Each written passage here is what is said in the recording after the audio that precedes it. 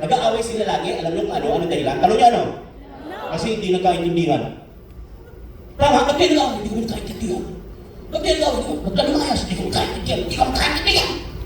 Inisip ko, anong klaseng dahilan ng away yun?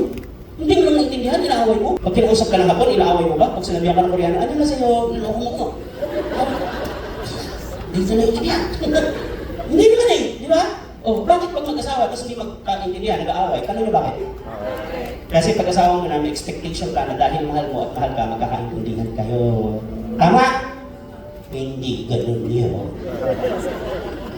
Hindi, nung first year namin ng misis ko, lagi ang galit. Artist ako eh. Gising ako ng madaling araw, ano kung ano ginagawa. Minsan, nakahiga kami, bigla akong tumatawa mag-isa, tapos babangon ako. Akala niya, nanatinig ako. Yung pala, may naisip ako, joke, isusulat ko.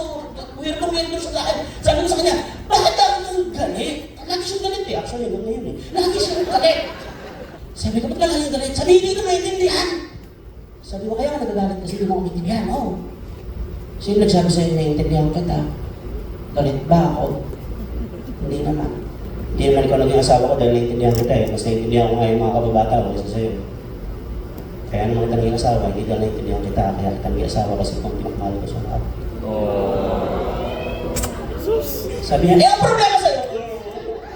Talaga? Ganyan mga boys, pag sasagot kayo, dapat may bawi sa dulo, yung papakinig ng konti, ha?